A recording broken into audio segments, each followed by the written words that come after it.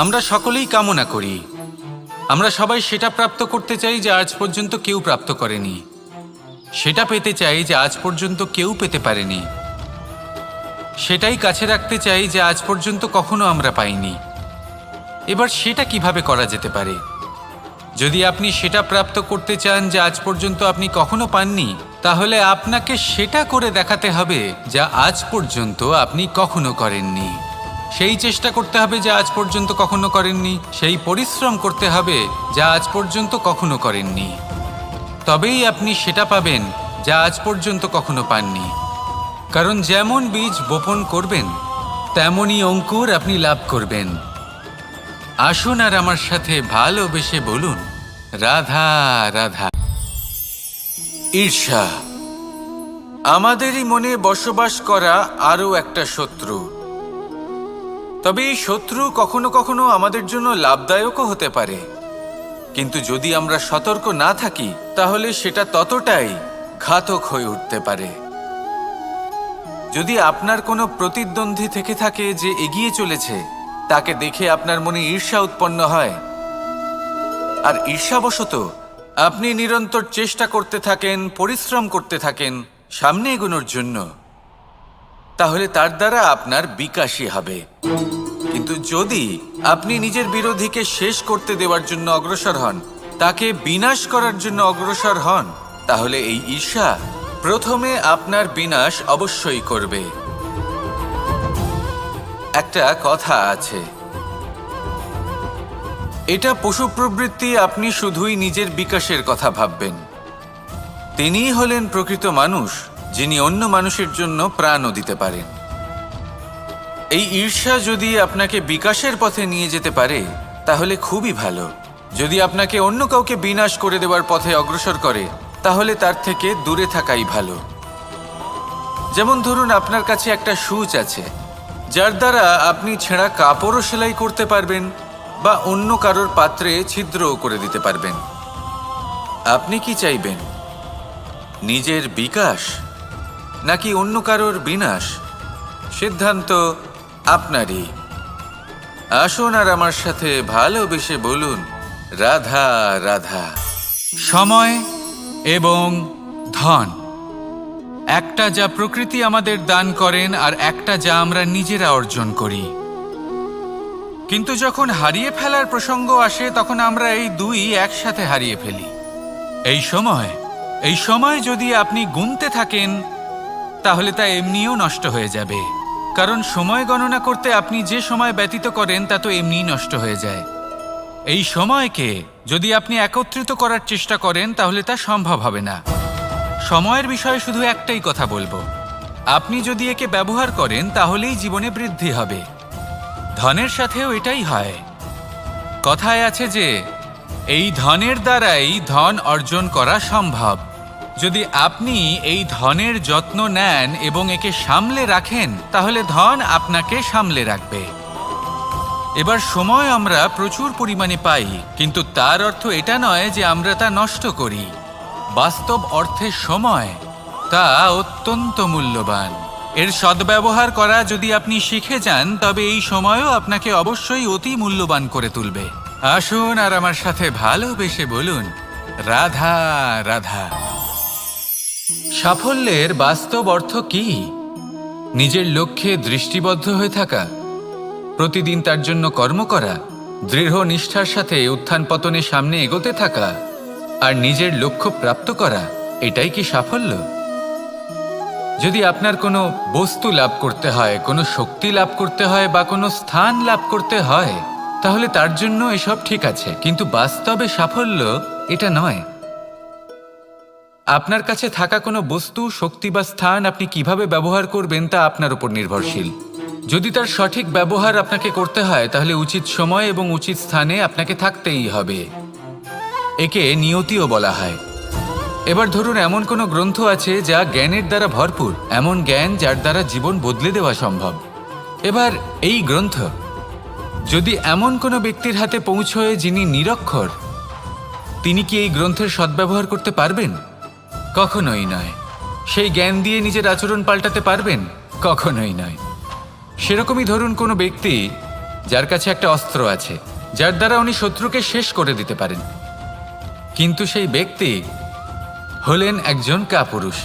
তিনি কি শত্রুকে শেষ করতে পারবেন? তিনি কি জয়লাভ করতে পারবেন? কখনোই নয়। আপনার কাছে কি আছে তার থেকেও বেশি গুরুত্বপূর্ণ আপনি তা দিয়ে কি করবেন। উচিত ব্যক্তির সাথে উচিত সময়ে উচিত স্থানে থাকা বেশি গুরুত্বপূর্ণ। নিজের গুণের সাথে, নিজের শক্তির সাথে, নিজের জ্ঞানের সাথে উচিত সময় উচিত স্থানে অন্যের যন্ত্রণাকে দূর করা, অন্যের জীবনকে আরও সুন্দর করে তোলা, এটাই হলো সাফল্য। তাহলে সাফল্যের বাস্তব অর্থ বুঝুন, অর্থাৎ নিজেকে আরও প্রসন্ন রাখুন। আর আমার সাথে ভালোবেসে বলুন, রাধা রাধা। আমার জীবনে পরিচয় হয়েছে অনেক ব্যক্তির সাথে, ভিন্ন ভিন্ন ধরনের মানুষ। এনাদের সাথে আলাপ হয়ে খুব ভালো লেগেছে, অনেক শিক্ষাও লাভ করেছি। আমি তাদের সাথেও আলাপ করেছি যারা অনেক উচ্চ স্তরে পৌঁছে গেছেন, আবার তাদের সাথেও যারা নিজেদের জীবনে বিশেষ কিছু করতে পারেননি। তাদের সাথেও পরিচয় হয়েছে যারা সফল, আবার তাদের সাথেও যারা অসফল। এবার এই সবই একই রকম মনে হয়। এদের মধ্যে পার্থক্য শুধুই মানসিকতার। যখনই কোনো অসফল ব্যক্তির সাথে পরিচয় হয়েছে, তখনই দেখেছি তাদের কাছে সবসময় একটা অজুহাত রয়েছে যে কেন তারা সফল হতে পারেননি। কখনো তারা দোষ দিয়ে থাকেন তাদের ভাগ্যকে, তাদের পরিস্থিতিকে, দোষারোপ করতে থাকেন তাদের মাতা পিতাকে, আত্মীয়দের, বন্ধু বান্ধবদের।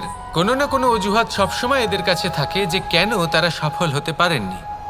সেখানেই যখন সফল ব্যক্তির সাথে পরিচয় হয়, তাদের কাছে সবসময় একটা কারণ থাকে যে কিভাবে এই সমস্যাগুলির ঊর্ধ্বে উঠে সাফল্য লাভ করা যায়। আর সেই কারণ হলো যে যাই হয়ে যাক না কেন, ওর উপর মনোযোগ কেন্দ্রীভূত করুন, জীবনে এগোতে থাকুন, আর আমার সাথে ভালোবেসে বলুন, রাধা রাধা। প্রত্যেক প্রাণী ভালোভাবে জীবন যাপন করতে চান, এটা তাদের স্বভাবে আছে এবং ভাবাটা অনুচিত নয়। কিন্তু একটা ভালো জীবনের গুরুত্বপূর্ণ অংশ কোনটা? বসবাসের স্থান, সেই স্থান যেখানে আমরা জীবন অতিবাহিত করি। এবার মানুষ ভাবতে পারেন যে একটা ভালো বাসস্থানের অর্থ কি? সেই স্থান যেখানে সহজে জল পাওয়া যায়, যেখানে শুদ্ধ বায়ু পাওয়া যায়, যেখানে আনাজ উৎপন্ন হয়। এটা জীবনযাপনের জন্য পর্যাপ্ত বটে, কিন্তু ভালো জীবনযাপনের জন্য আরও একটা কথা আপনাকে বুঝতে হবে।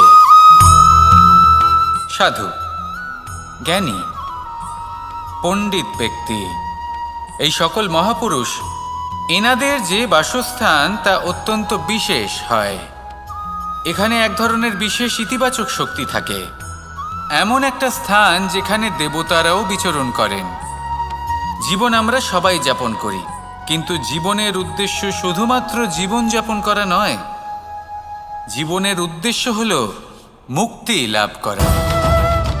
আর এই সকল সাধু, জ্ঞানী, পণ্ডিত ব্যক্তি, এই সকল মহাপুরুষ আপনাকে মুক্তির পথে নিয়ে যেতে পারেন। কারণ এরা হলেন সেই মহাপুরুষ যারা নিজেদের অন্তরের বিকার, অহংকার, ক্রোধ, বিদ্বেষ, এই সকল দোষগুলিকে ত্যাগ করেছেন, এদের উপর বিজয় লাভ করেছেন। এমনই একজন ব্যক্তি আপনাকে মুক্তির পথে নিয়ে যেতে পারে। প্রয়োজন হলো শুধুই এনাদের চিনতে পারা, এদের কথা বুঝতে পারা এবং এদের দেখানো পথে চলা। যদি আপনি এটা করতে পারেন, তাহলে এই মন প্রফুল্ল হয়ে বলবে, রাধা রাধা। এই সংসারে সবথেকে বেশি মূল্যবান কি হতে পারে? সময়। সমগ্র পৃথিবীর সমগ্র সম্পত্তি ব্যবহার করেও সময়ের একটা মুহূর্ত লাভ করা যায় না, এতটাই বেশি মূল্যবান। আর এই সময়কেই আপনি হেলায় নষ্ট করতে থাকেন, এর সদ্ব্যবহার করেন না, নিজের স্বপ্ন পূরণ করেন না। আর যখন এই সময় পার হয়ে যায় তখন মনে হয় আর তো সময় অবশিষ্ট নেই। এটা হলো অনুচিত। তাই এই সময়ের সদ্ব্যবহার করুন, শ্রেষ্ঠ কর্ম করুন, সেই সকল কর্ম করুন যা আপনি করতে চান, সেই সকল স্বপ্ন পূরণ করুন। এই সময় ব্যর্থ হতে দেবেন না। এই সময় কারোর জন্য থেমে থাকে না। আর একবার এই সময় পার হয়ে গেলে আর আপনি তার সদ্ব্যবহার না করলে এই সময়ই এসে আপনার বিনাশ ঘটাবে। এই সময়কে সম্মান করুন, আর আমার সাথে ভালোবেসে বলুন, রাধা রাধা। মনুষ্য জীবনের সবথেকে বেশি গুরুত্বপূর্ণ বিষয় হল মনের একাগ্রতা। এই সংসারের যে কটি মহান কার্য সম্পাদন হয়েছে তা হল মনের এই একাগ্রতার একমাত্র ফল। আপনি অবশ্যই দেখে থাকবেন, অনেক ছোট বড় নদী যা বয়ে চলে তাদের সামনে একটা বাঁধ নির্মাণ করা হয় সেই সব নদীর জল সঞ্চয় করতে। বাঁধ হয়ে গেলে প্রয়োজন মতো বা মনের ইচ্ছে মতো তাকে ব্যবহার করা সম্ভব। এবার এটাই আমাদের মনের সাথেও সম্ভব। আমাদের মনের একাগ্রতা আজকের দিনে দাঁড়িয়ে বিভিন্ন ধরনের বিকার, ক্রীড়া এবং ভোগের মধ্যে ভাগ হয়ে গেছে। একে একত্রিত করতে হবে, একটা বাঁধ নির্মাণ করতে হবে, কর্মের বাঁধ। আপনাকে শুধু এটাই করতে হবে, যেটা উচিত কর্ম সেটাই করুন, যেটা অনুচিত কর্ম সেটা করা থেকে নিজেকে বিরত রাখুন। ব্যাস, এই কাজটাই আপনি করতে থাকুন, মনের মধ্যে একাগ্রতার বাঁধ নির্মাণ করুন। আর একবার যদি তা নির্মাণ হয়ে যায় তাহলে যখন চাইবেন, যেখানে চাইবেন, যতটা চাইবেন একাগ্রতা প্রয়োগ করতে পারবেন। আর একবার যদি আপনি এটা শিখে যান তাহলে এই সংসারকে বদলে ফেলার মতো কাজ আপনি করতে পারবেন, সমাজকে শোধরাবার মতো কাজ করতে পারবেন। তাহলে এই মনকে একাগ্র করুন আর আমার সাথে ভালোবেসে বলুন, রাধা রাধা। সূর্য হলেন আমার অত্যন্ত প্রিয়। প্রতিদিন আমাকে নতুন শিক্ষা দিতে থাকেন। একবার সূর্যকে দেখুন, 4 প্রহর পর্যন্ত উনি অন্ধকার সহ্য করেন, তারপর আস্তে আস্তে উদিত হন। প্রথমে লাল, তারপর গেরুয়া, তারপর শ্বেত বর্ণ ধারণ করেন। আস্তে আস্তে আকাশে উদিত হন আর তারপর সমস্ত সংসারে প্রকাশমান হয়ে উঠবেন। এ হলো সূর্যের তপস্যা, তার ধৈর্য, তার প্রতীক্ষা, তার পরিশ্রম, যার ফলে উনি সংসারে সর্বোচ্চ স্থান অধিকার করেছেন। যদি আপনিও এই সংসারে সূর্যের মতোই মহান হয়ে উঠতে চান, সূর্যের মতো এই সংসারে সর্বোচ্চ স্থান অধিকার করতে চান, তাহলে আপনাকে সূর্যের মতোই তপস্যা করতে হবে, প্রতীক্ষা করতে হবে, ধৈর্য ধরতে হবে, পরিশ্রম করতে হবে। তবেই এই সংসারে আপনি সম্মান লাভ করবেন, যশ লাভ করবেন। আসুন আমার সাথে ভালোবেসে বলুন, রাধা রাধা। একটা শব্দ আছে, পরিস্থিতি। অনেক মানুষের মুখে আমরা এই শব্দ শুনি। জীবনে যখন অসফল হই, দুঃখ আসে, সংকট আসে, কোনো বিপদ ঘনিয়ে আসে, তখন সমস্ত দোষ আমরা পরিস্থিতির ওপর চাপিয়ে দিই। আর দেখতে গেলে কোথাও না কোথাও ঠিকই করি। এই পরিস্থিতি প্রত্যেক দিনের মতো পাল্টাতে থাকে, কিন্তু এই দিন, এই রাত, এমন কেউ আছেন যিনি এর ওপরেও নিয়ন্ত্রণ সাধন করেন, আর তিনি হলেন সূর্য। ঠিক সেই রকমই আমাদের জীবনেও সূর্য হলো এই মন। যদি এই মনের ওপর আমরা নিয়ন্ত্রণ করতে পারি তাহলে আমরা জীবনকেও নিয়ন্ত্রণ করতে পারবো। প্রথমে এই মনের রাজা হয়ে উঠতে হবে। তাই মনে রাখবেন, যদি মন দুর্বল হয় তাহলে পরিস্থিতি আমাদের সমস্যা বলে মনে হবে। এই মন যদি স্থির হয়, পরিস্থিতি প্রতিস্পর্ধা বলে মনে হবে।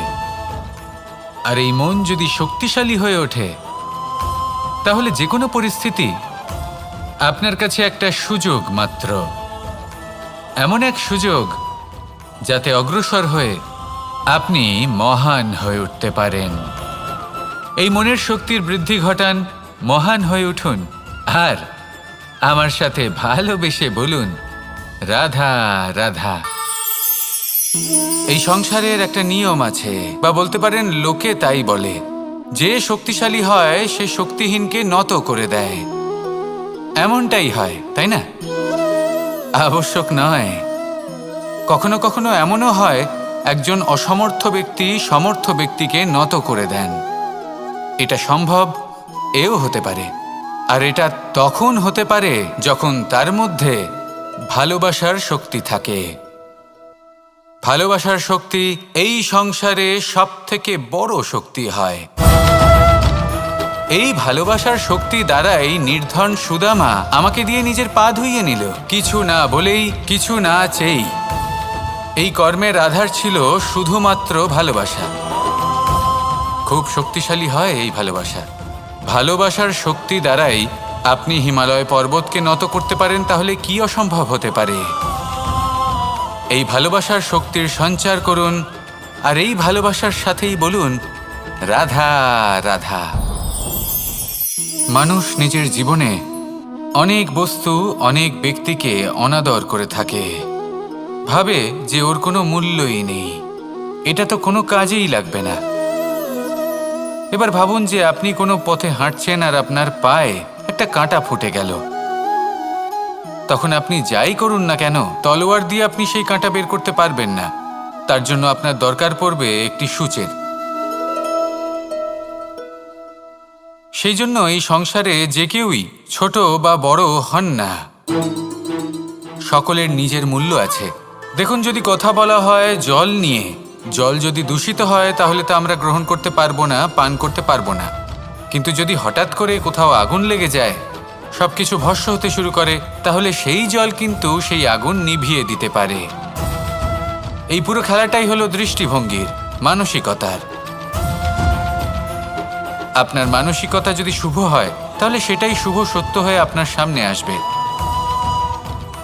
এই সংসারে বস্তু হোক বা ব্যক্তি হোক, তাতে খুঁত ধরা বন্ধ করে দিন, আর তার কি কি গুণ রয়েছে সেটা খুঁজে বের করতে শুরু করুন। জীবন সরল হয়ে যাবে এবং এই মন প্রসন্ন হয়ে বলবে রাধা রাধা।